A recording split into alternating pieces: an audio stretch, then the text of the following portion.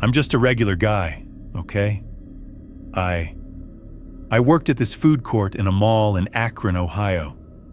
Been there a couple years, slinging burgers at this joint called Sammy's Grill. It's one of those big, shiny malls, with the bright lights, screaming kids, and the smell of pretzels everywhere. I never thought much of it. Just a job to pay my rent. But something happened last summer. I can't shake it. I don't even like talking about it, but here goes. It started slow. I'd be wiping down counters after the lunch rush, and I'd get this weird feeling, like someone was watching me. Not just a glance, but heavy, like eyes burning into my back. I'd turn around, and nobody's there. Just the usual crowd, teenagers laughing, moms pushing strollers, that old guy, Mr. Hensley, who always orders a plain hot dog, no bun, every Tuesday. Normal stuff. But I kept noticing this one dude, skinny, always in a gray hoodie, sitting at a corner table, never eating, just staring. Not at me, but at people. Like he was studying them. One night, I'm closing up, and I hear this noise from the storage room. Like a shuffle, I figure it's just the janitor, Reggie, moving stuff around. He's always complaining about his bad knee, says it makes the floor creak when he walks. But it's late, like 10 p.m., and Reggie's usually gone by then. I don't know why, but I went to check. My hands were sweaty, and I kept thinking, this is dumb, Jaden, just go home.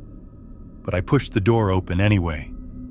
The storage room's this cramped, dusty place with boxes of napkins and ketchup packets stacked to the ceiling. It smelled like old fries and bleach. I didn't see nobody, but there was this notebook on a shelf. It wasn't there before, I swear. I grabbed it, and my heart's pounding. 'Cause why's a notebook just sitting there? I flipped it open and shit, it was weird. Pages of names, dates, and times, like Mrs. Carter, 7:14, chicken wrap, 2:15 p.m., and Mr. Hensley, 7:16, hot dog, 1:30 p.m. Next to each name was stuff like increased agitation or reported confusion. I'm thinking, what the hell is this? I kept flipping, and there's charts, like actual graphs with lines and numbers, tracking mood shifts and social interactions.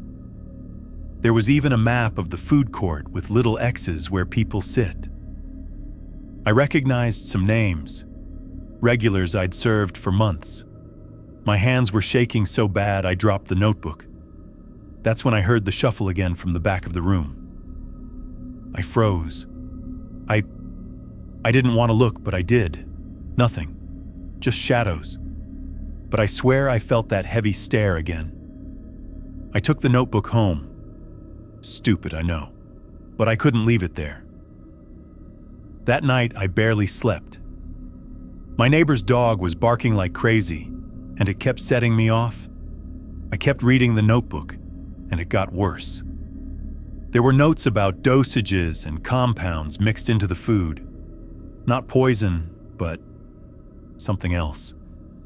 Stuff that messes with your head, makes you paranoid, angry, confused. It wasn't random. It was targeted. Like they knew exactly who was eating what. There was even a note about me, Jaden Tate, saying I was low priority, no dosing needed. My chest got tight reading that. Next day, I'm back at work, and I can't look at the food the same. Every burger I flip, I'm wondering, is this messed up? I started watching people closer. Mrs. Carter, this sweet lady who always tips. She was snapping at her kids, all jittery. Mr. Hensley, he's mumbling to himself, looking lost. I thought maybe I was imagining it, but then I found something else. In the storage room again, behind a stack of boxes, there's a USB drive. I shouldn't have taken it, but I did. At home, I plugged it into my laptop. It had video files, security footage from the food court cameras, hours of it. People eating, talking, arguing. Some clips had notes overlaid, like Subject 12, increased paranoia after 3 weeks. I recognized the guy in the gray hoodie in one clip, pointing a tiny camera at people. My stomach's churning and I'm thinking, this ain't right. Then I find a folder labeled Mall Admin. It's emails. Between the mall manager, some guy named Dr. Ellison, and someone higher up. They're talking about the study and behavioral outcomes. They knew. The mall knew. I'm freaking out now. I mean, who do you tell? The cops? What if they're in on it? I kept thinking about that hoodie guy, wondering if he's watching me now. I stopped eating at the food court, started bringing my own lunch. But even then, I'm checking every bite like a paranoid freak. One night, I'm closing up again, and the lights flicker. Not just a quick blink, long, slow flickers. I hear that shuffle again, and I swear I see a shadow move across the food court. I grabbed my stuff and ran, didn't even lock up properly. I quit the next day. Told my boss I was sick, but I just couldn't go back. I still have the notebook and USB hidden in my closet. I keep thinking I should do something, tell someone. But who? I don't trust nobody now. I see Mr. Hensley at the grocery store sometimes and he looks off, like he's not all there. I wonder if it's still happening, if they're still messing with people's heads. I drive by the mall sometimes, and it looks so normal. Bright lights, happy families. But I know what's going on behind those walls. I feel those eyes on me, even now. Sometimes I hear a shuffle outside my apartment at night, and I don't sleep. I just don't.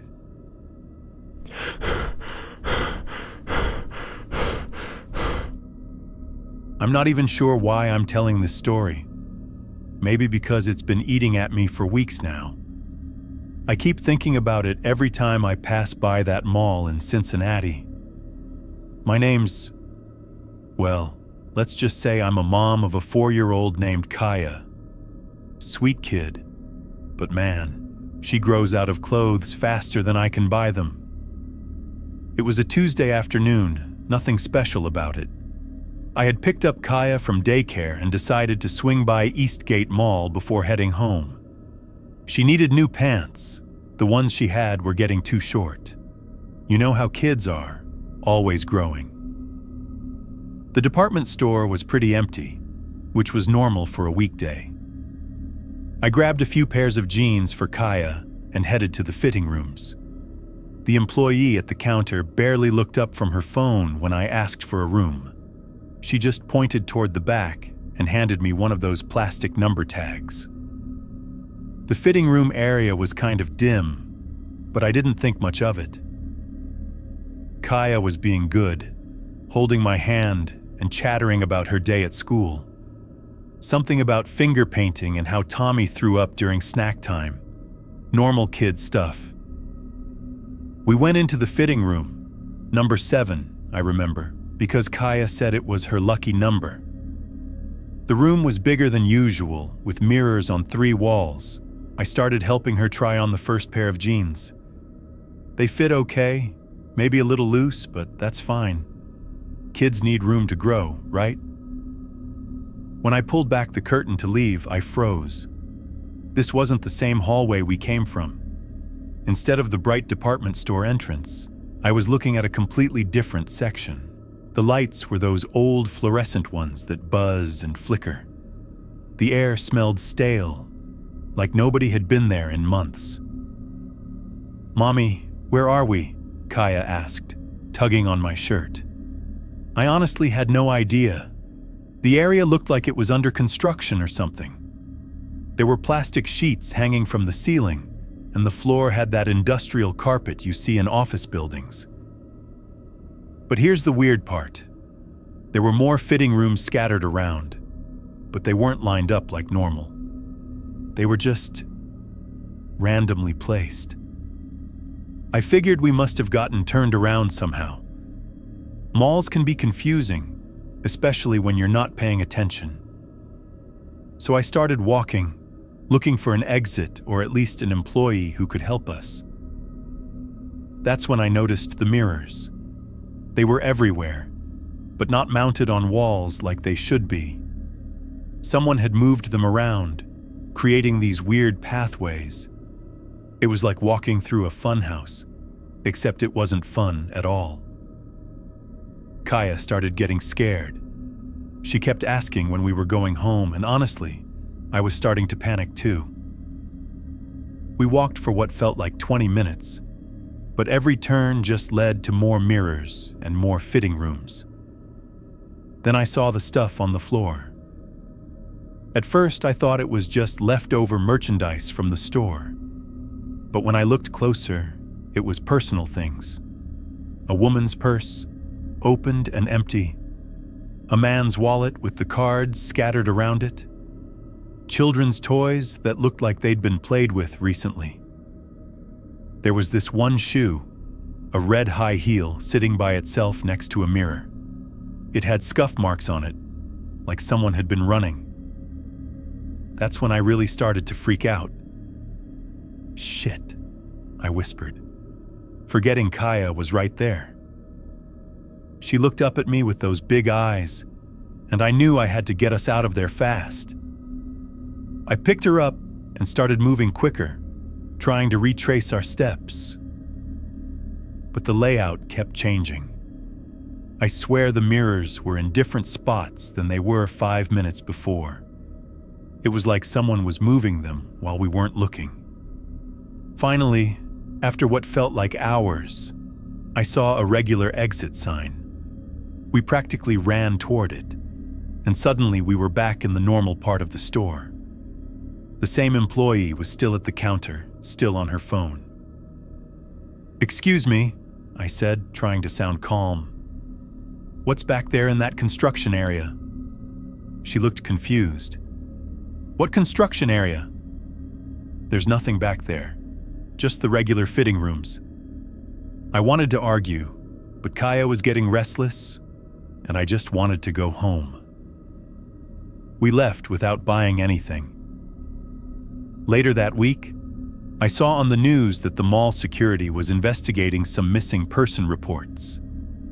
People had been disappearing from the fitting room area over the past month. The weird thing is, the security cameras kept malfunctioning right when people went in. I never went back to that mall.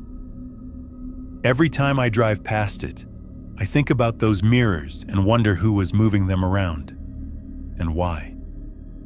Sometimes I still dream about that red shoe.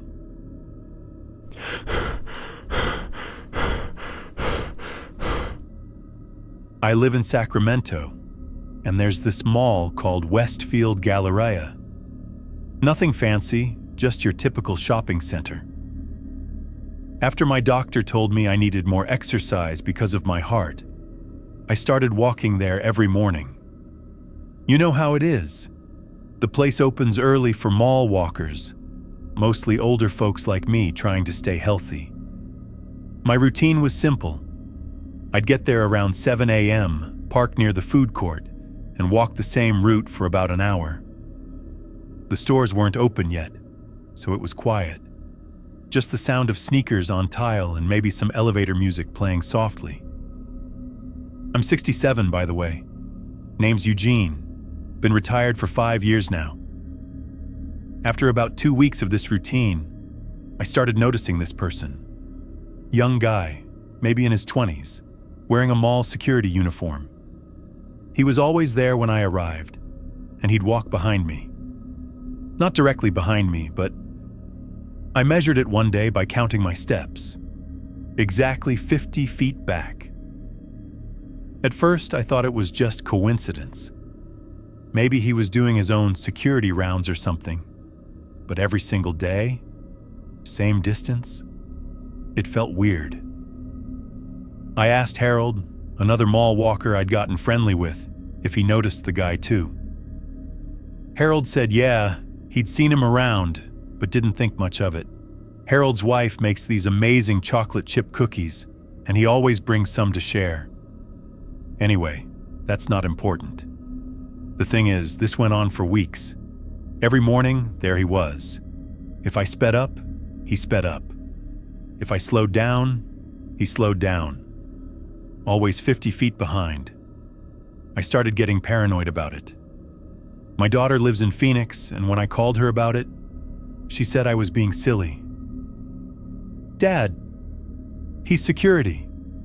He's probably just doing his job. But I knew this wasn't normal security behavior. One morning, I decided to test something. I stopped at the pretzel stand. It wasn't open, but I pretended to look at the menu. The guy stopped too, exactly 50 feet away, and started looking at his phone. When I moved on, he moved on. That's when I knew for sure he was following me. I couldn't take it anymore. My wife used to say I was too confrontational, but damn it, I needed answers. So last Tuesday, I walked my usual route until I got to the department store entrance. Then I turned around and walked straight toward him. He looked surprised, like he wasn't expecting me to approach. Up close, I could see his name tag said Derek, and he had these really intense eyes. Not mean or anything, just focused. "Excuse me," I said, "but I've noticed you following me every morning. Is there a reason for that?" Derek looked around nervously, then motioned for me to follow him to a quieter area near the closed jewelry store. What he told me next still gives me chills. "Mr. Eugene," he said, and I was shocked he knew my name. "I've been protecting you." "Protecting me from what?" "There's a group of people who come here. They target elderly mall walkers. They study your routines, learn your patterns. They're waiting for the right moment." My heart started beating faster. "What kind of moment?" Derek pulled out a small notebook from his pocket. It was filled with handwriting, and I could see names and dates. "I've been documenting everything. The people who follow you guys, what they're planning. Look." He flipped through pages, and I saw my name, my address, my car's license plate number, times I arrived and left, notes about how I walked with a slight limp on rainy days.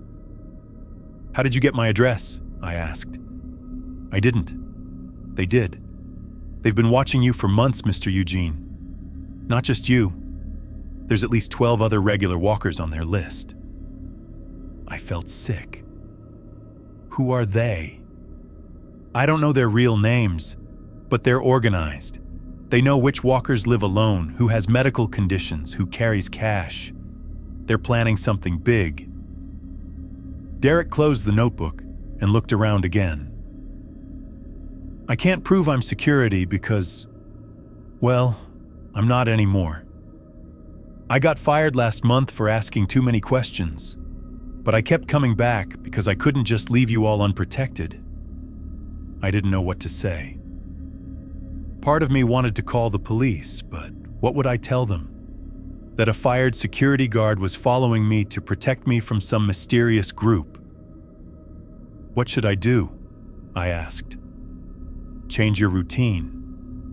Don't come at the same time every day. Maybe find a different place to exercise." I haven't been back to that mall since. I found a nice park in Roseville where I walk now. But sometimes I wonder about Derek and whether he's still there watching over the other walkers. And I wonder if he was telling the truth, or if he was the one I should have been afraid of all along.